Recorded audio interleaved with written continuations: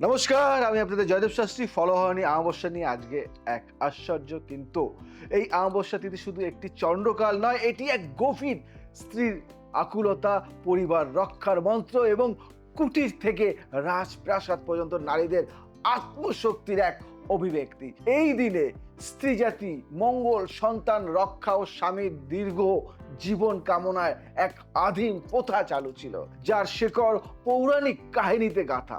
আসুন আমরা এই ফলহারণী অমাবস্যাকে আধ্যাত্মিক, পৌরাণিক, তান্ত্রিক ও প্রতিকারমূলক দিক থেকে বিশদে জয়দেব শাস্ত্রী আজকে আপনাদের সাথে আলোচনা করবে। শুনতে থাকি। তাই সবাইকে বলবো, যদি এই প্রোগ্রামটি ভালো লেগে থাকে তাহলে ফলো, লাইক, কমেন্ট, সাবস্ক্রাইব কিন্তু করতেই হবে।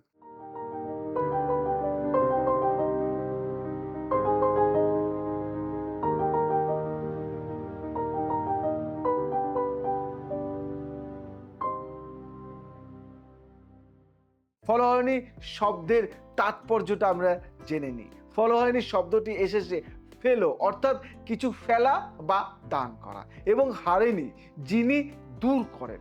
হারিণী মানে যিনি দূর করেন। এই দুই শব্দের সম্বন্ধ হয়, অর্থাৎ এই অমাবস্যা সেই রমণীদের জন্য নির্ধারিত যারা দুঃখ, রোগ, বিপদ, কুগ্রহ, গৃহ কলহ বা সন্তান হানির সম্ভাবনা এসব ফেলে দিয়ে নিজেদের পরিবার ও প্রতি সন্তানের জীবন শুভত্ব আহ্বান করেন। বুঝলেন তাহলে ফলহারিণী কি? আজকে আমি বিশদে আলোচনা করব। এই ফলহারিণী যে কি জিনিস, এই ফলহারিণী যে কি হতে পারে, সমস্ত কিছু, এর কাহিনী কি, এর উৎস কোথায়, সবার মনে কিন্তু একই প্রশ্ন। আজকে জয়দেব শাস্ত্রী সেই প্রশ্নের সমাধান করবে। এই অমাবস্যার সাথে জড়িয়ে আছে এক মহৎ ও হৃদয় বিদারক গল্প। মহারাজা যযাতি ও দেবযানীর কাহিনী এবং কিছু অঞ্চলের সাবিত্রী ও সত্যবান বা সীতা ও রামচন্দ্রকে কেন্দ্র করে গৃহিণী ধর্ম রক্ষার তপস্যার কথা উঠে আসে। এই কিংবদন্তি, একবার এক ব্রাহ্মণ পত্নী তার স্বামীর মৃত্যু যাত্রা রোধ করার জন্য নির্জনে গিয়ে অমাবস্যার রাতে সমস্ত অপবিত্র জিনিস, জরা, মৃত্যু, রোগ, কলহ ইত্যাদি প্রতীকীভাবে দুধ ও দুব্বা সহ গঙ্গা জলে ভাসিয়ে দেন। তার অটল বিশ্বাসে তার স্বামী নতুন জীবন লাভ করেন। তারপর সেই অঞ্চলেই নারীরা প্রতি বছর এই রীতি অবলম্বন করতে থাকে, যা পরে ফলো বা ফেলোহারিণী নামে পরিচিতি হয়। বুঝতে পারলে? আজকে যে বিষয় নিয়ে আলোচনা করছি সেটা মনোসংযোগ বা গভীরভাবে চিন্তা ভাবনা করবেন। এই অমাবস্যার গভীর তাত্ত্বিকটা কি, বা এই অমাবস্যার গভীর তাৎপর্যটা কি? এই তিথি হলো সৃষ্টি ও নাশের সন্ধিক্ষণ, যেখানে মা দুর্গা ও মা কালী উভয়ের শক্তি একসাথে মিলিত হন। এই সময় সূক্ষ্ম জগতে অদৃশ্য কার্মিক শক্তি কাজ করে, যা পরিবারের ভাগ্য পরিবর্তন করতে পারে। মন্ত্র বলে ধারণা করা হয়, যাহা ফেলিবে তাহা যাবে, যাহা রাখিবে তাহা সজীব হইবে। বুঝতে পারলে? যদি না বুঝতে পারো তাহলে আর একটা অন্যভাবে তোমাদেরকে বলি।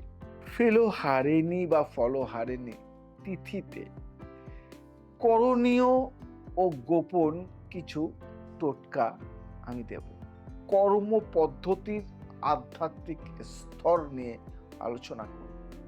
এই দিন রাতে পরিবারের প্রত্যেক সদস্য ঘুমিয়ে পড়লে গৃহিণী একা বা নির্ভরযোগ্য মহিলা সহ চুপি চুপি বাড়ির পূর্ব উত্তর দিকে যান। সঙ্গে নিতে হয় কিছু প্রতীক বস্তু: লাল সুতা, কলা, নাড়ু, নুন, দুধ, নিমপাতা, দুব্বা ঘাস ও এক মুঠো চাল। এইসব প্রতীক হচ্ছে রোগ, রুষ্টতা, দারিদ্র্য, গৃহদোষের প্রতিরূপ।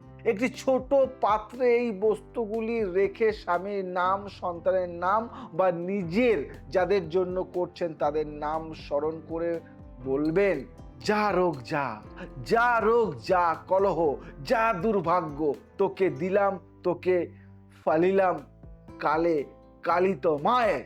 বুঝতে পারলে? এই তথ্য ভূভারতে কেউ বলবে না, কেউ বলবে না, জয়দেব শাস্ত্রী তোমাদেরকে বলবে। তারপর সেই বস্তুগুলি নিকটবর্তী জলে, পুকুর, নদী ভাসিয়ে দিন বা ভাসিয়ে দিয়ে আপনাকে চলে আসতে হবে। এই সময় চলতে থাকে এক মন্ত্র। কি মন্ত্র? কালিকা মা, কালরাত্রি মা, রাখো শক্তি, নাও অপশক্তি। দেখেছো মন্ত্রগুলি কিরকম মন্ত্র? শুনতেও কেমন লাগছে? এটিকে বলা হয় ফেলা আরম্ভ। ফেলা আরম্ভ এবং এই কার্যকলাপই ফেলোহারানি মূল টোটকা। যেহেতু ফেলে দেয় তার জন্য ফেলোহারানি। গুণাগুণ কি আছে, এর ফলাফল কি আছে, এটা তো জানতে ইচ্ছা করে, তাই না? বাড়িতে কলহ মানে ঝগড়া ঝাঁটি অশান্তি সব কমে যায়। সন্তানের পড়াশুনোর বাধা দূর হয়। বারংবার এই প্রোগ্রামটি বারংবার দেখবে, বারংবার রিপিট করবে, তাহলে বুঝতে পারবে, আমার কথাগুলির সাথে মিলিয়ে নেবে। পতির উপর কালো সাপের মতো জড়িয়ে থাকা গ্রহদোষ নাশ হয়। গৃহে অজানা রোগ বা মৃত্যু সংক্রান্ত অশুভ সংকেত দূর হয়। নতুন ব্যবসায়িক অর্থনৈতিক গতি শুরু হয়। জীবনে আমূল পরিবর্তন নিয়ে আসে এই টোটকা। এই টোটকা গোপনে করা হয়, কারো চোখে পড়লে এর ফল নষ্ট হয়, এর ফল পাওয়া যায় না। আজকে যে কথাগুলি আমি বলবো না, ফলোহারানিতে পৃথিবীতে প্রথম শুনেছ। প্রথম। ফেলোহারানি ও নারী শক্তির দৃষ্টান্ত যদি না আলোচনা করি তাহলে বৃথা। এই অমাবস্যা আসলে নারী জাগরণের এক আদি রূপ। স্ত্রী নিজে এই দিন শক্তির রূপ ধারণ করে, ত্যাগ ও মায়ার মাধ্যমে অপশক্তিকে পরাভূত করেন। এটি কালী সাধনার এক প্রচ্ছন্ন রূপ। অনেক তান্ত্রিক বলেন এই রাতে নারীর মুখে উচ্চারিত ফেলে দিলাম, ফেলে দিলাম কথাটি এক ত্রিশূলের মতো শত্রু, রোগ ও বাধাকে ছিন্ন করে। ফেলে দিলাম। কিছু কিছু কথা কিছু কিছু সময় খেটে যায়, সেই বিষয় নিয়ে আজকে আলোচনা করব আমি। অনুশীলনের শেষে করণীয়, ঘরে এসে কেউ যেন প্রশ্ন না করে, তাই 1 ঘন্টা নীরবতা পালন করো, চুপ হয়ে থাকো। 1 গ্লাস মিষ্টি দুধ পান করে শুদ্ধি নেওয়া হয়। পরদিন সূর্যোদয়ে গৃহ দেবতার কাছে প্রার্থনা করে একটি প্রদীপ জ্বালানো হয়। বুঝতে পারলে? এই তথ্যগুলি একটু অন্যরকম না? এটাকেই বলা হয় ফেলোহারানির প্রতিপালন স্তর, যার ফলে তোমার টোটকা বা তোমার টোটকা করাটা দীর্ঘস্থায়ী হয়। আজকে এই যে টোটকাগুলি আমি দিলাম, কেমন লাগলো টোটকাগুলি আমায় জানাবে। সহজ টোটকা, সুন্দর টোটকা এবং সব থেকে সহজে যে টোটকাটা করা যায়। ফেলোহারানি অমাবস্যা কোনো মেলা নয়, কোনো বাহ্যিক উৎসব নয়, এটি এক গোপন একান্ত নিজস্ব প্রগাঢ় রক্ষাযোগ্য। 1000 বছর ধরে মা, দিদিমা, ঠাকুমারা এই রাতে হেসে নয়, চুপ করে কেঁদে কেঁদে নিজেদের ভেতরের শক্তিকে কাজে লাগিয়েছে। বুঝতে পারলে? এটা নিয়মিত পালন করো, নিয়মিত এই কথাগুলি, নিয়মিত এই কাজগুলি করে যাও, জীবনে আমূল পরিবর্তন আনতেই হবে, আনবেই। জীবনে প্রত্যেকটা মুহূর্ত, প্রত্যেকটা ক্ষণ, প্রত্যেকটা সময় একটাই কাজ, যে কাজ তোমাকে একটা আমূল পরিবর্তন এনে দেবে। আমার এই টোটকাগুলি, আমার এই কথাগুলি আর এই ফেলোহারানি সম্বন্ধে যদি আরও কিছু তথ্য জানতে চাও তাহলে আমাকে কিন্তু জানিও, কমেন্ট করে জানিও। আর যদি ভালো লাগে তাহলে লাইক, শেয়ার, কমেন্ট অবশ্যই করবে। নমস্কার। আজ আসি, আবার আসবো নতুন কিছু নিয়ে। জয় শ্রী ঠাকুর রামকৃষ্ণ।